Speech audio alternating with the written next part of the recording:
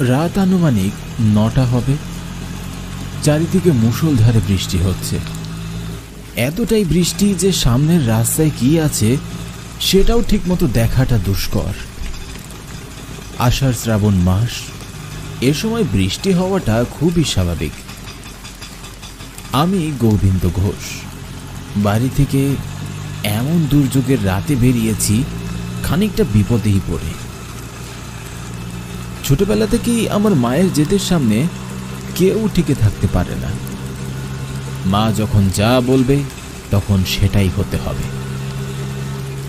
আগামী সোমবার আমার ছোট বোন কাজলের বিয়ে, আর মাত্র 2 দিন বাকি। বাবার এক অনেক পুরনো বন্ধুর বাড়ি ঋষিপুর।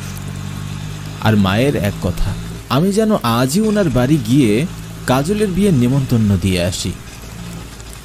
কি আর করার, মাকে অনেক ভালোবাসি, তাই তো ওনার কথার অবাধ্য হতে পারি না। কারণ বাবা মারা যাবার পরে মায়ে আমাদের 2 ভাই বোনকে অনেক কষ্ট করে বড় করেছেন। বাবার একমাত্র বন্ধু কৃষ্ণ নারায়ণ। মায়ের মুখে শুনেছি বাবা মারা যাবার পরে উনি নাকি আমাদের অনেক সাহায্য করেছেন। তাই তো বোনের বিয়েতে ওনার উপস্থিতি খুবই গুরুত্বপূর্ণ। বাড়ি থেকে বেরোনোর সময় আকাশে বেশ মেঘ ছিল, তবে এমন বৃষ্টি ছিল না। এখন মনে হচ্ছে এই বৃষ্টি এত তাড়াতাড়ি ছাড়বার নয়।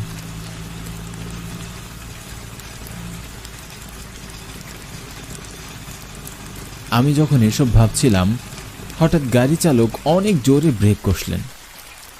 আমি গাড়ি থেকে প্রায় পড়ে যাব এমন অবস্থা।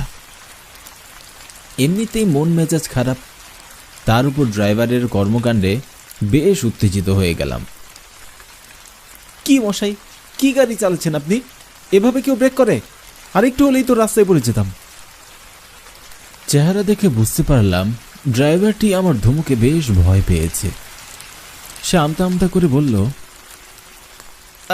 আগে মাফ করবেন দাদা, আমার না হঠাৎ একটা কথা মনে পড়ে গেল, তাই তো তাড়াতাড়ি করে ব্রেকটা মেরে গাড়ি থামালুম। মানে দাদা, আমি আর সামনে যেতে পারবো না, আপনি এখানেই নেমে পড়ুন। লোকটির কথা শুনে আমার মাথায় যেন বাজ ভেঙে পড়ল। রাগে মনে হচ্ছিল আমার মাথাটা ফেটে যাবে। অনেক কষ্টে নিজের রাগটা কন্ট্রোল করলাম আর বললাম, আপনি কি আমার সঙ্গে রসিকতা করছেন? ঋষিপুরের ভাড়া ঠিক করেই তো আপনার গাড়িতে উঠেছি, তখন তো কিছুই বললেন না। তাহলে এখন এই মাঝপথে রাস্তায় এসে কি হলো আপনার? আর তাছাড়া আমি রাতের বেলা এই শুনশান রাস্তায় গাড়ি পাবো কোথায়? দেখুন দাদা, আমি এত কিছু বুঝি না, দরকার হলে আমাকে কোনো ভাড়াই দিতে হবে না, তাও আপনি গাড়ি থেকে নেমে যান। হ্যাঁ শুনুন, আপনাকে বলি, যদি পারেন পায়ে হেঁটে চলে যান, কারণ এই রাস্তায় বৃষ্টির মধ্যে কোনো গাড়ি চলাচল করে না। কোনো গাড়ি চলাচল করে না কেন? আর গাড়ি চলুক বা না চলুক আমি এত কিছু জানি না। প্রয়োজন হলে আপনার ভাড়া আরও বাড়িয়ে দিচ্ছি, তবু আপনি নিয়ে চলুন। দাদা, আমি গরিব হতে পারি কিন্তু লোভী না। আমি আপনাকে সত্যি নিয়ে যেতাম যদি বৃষ্টি না আসতো। আমি শুনেছি ঋষিপুর রাস্তায় যদি বৃষ্টির মধ্যে কোনো গাড়ি চলে তাহলে তার সাথে অনেক খারাপ কিছু ঘটে। বেশিরভাগ সময়ই সড়ক দুর্ঘটনা ঘটে। আপনি আমাকে ক্ষমা করে দিন বাবু। লোকটিকে অনেক জোরাজোরি করলাম, টাকাও বেশি দিতে চাইলাম, কিন্তু লোকটি আমার প্রস্তাবে রাজিই হলো না। লোকটি বানিয়ে বানিয়ে কি সব বলে আমাকে বোকা বানিয়ে নামিয়ে গাড়ি নিয়ে চলে গেল। বৃষ্টির মধ্যে আমি এখন একা দাঁড়িয়ে। ভাগ্যিস বাড়ি থেকে বেরোনোর সময় ছাতাটি হাতে এনেছিলাম, নইলে আরো বিপদে পড়তে হতো। ছাতাটি মাথায় ধরে অন্ধকার শুনশান রাস্তার একপাশে দাঁড়িয়ে রইলাম গাড়ির অপেক্ষায়। আশেপাশে কোথাও কেউ নেই, একদম ফাঁকা। রাস্তার দুপাশে কিছু ঝোপঝাড় ছাড়া আর কিছুই চোখে পড়ছে না। আর কানে ভেসে আসছে শুধু ছাতায় পড়া ফোঁটা ফোঁটা পানির আওয়াজ।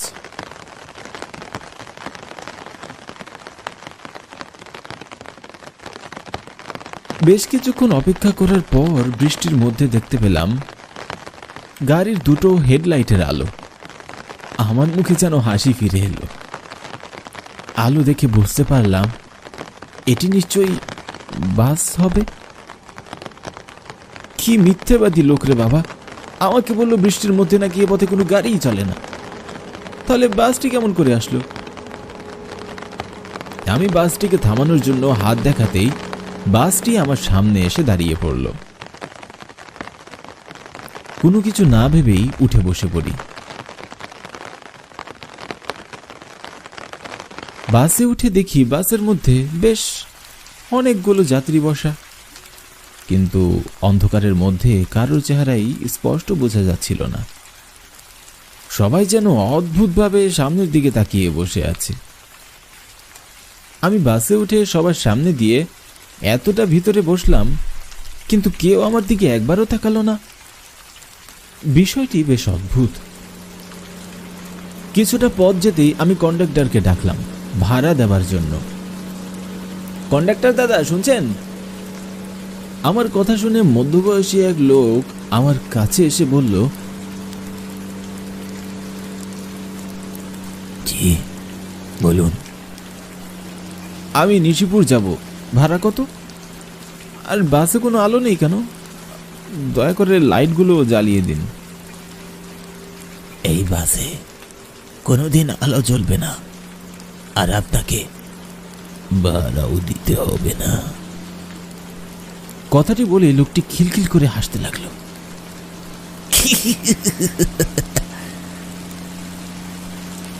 মনে মনে বেশ আতঙ্কিত হলাম। পাগল নাকি রে ভাই? কি সব বলছে? যাক গে, আমার কি, ভাড়া না নিলে তো আমারই ভালো। তারপরও কৌতূহলবশত লোকটিকে এই রাস্তাটির কথা জিজ্ঞাসা করলাম।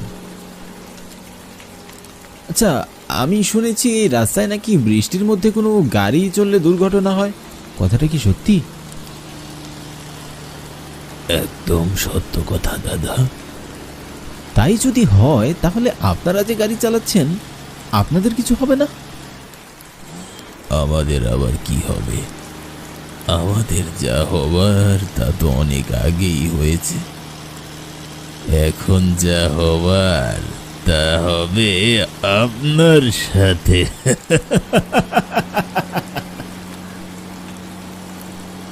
কন্ডাক্টরের হাসি দেখে বাসের সবাই হাসতে লাগলো। আমি ভালো করে তাকিয়ে দেখি সবার মুখগুলো একদম ফ্যাকাশে। দেখে মনে হচ্ছিল কারো শরীরে এক ফোঁটাও রক্ত যেন অবশিষ্ট নেই।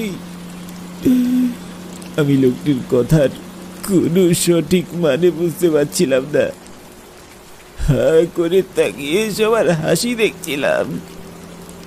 আমি কি বাসটিতে উঠে কোনো বিপদ কাঁধে তুলে নিলাম? কি হচ্ছে আমার সাথে? এমন সব প্রশ্ন আমার ভিতরে ঘুরপাক খাচ্ছিল। মনটাকে যেন কিছুতেই শান্ত করতে পারছি না। হাসি থামিয়ে কন্ডাক্টর আমাকে উদ্দেশ্য করে বলল, আমরা কেউ বেঁচে নেই। আমরা এরকমই এক বাদল রাতে বিয়ের বরযাত্রী নিয়ে বাড়ি ফিরছিলাম। আমরা জানতাম না যে এই রাস্তায় বৃষ্টির রাতে গাড়ি চালিয়ে গেলে বিপদ হয়। আমরা মজা করতে করতে বাড়ি ফিরছিলাম। হঠাৎ আচমকা কোথা থেকে জানি আমাদের সামনে একটি পিকনিকের বাস চলে আসে। ড্রাইভার অ্যাক্সিডেন্ট থেকে বাঁচতে ব্রেক কষলে আমাদের বাসটি উল্টিয়ে যায়। তখনও আমার জ্ঞান ছিল। আমি দেখলাম আমার সামনে আর কোনো পিকনিকের বাস নেই, কিচ্ছু নেই।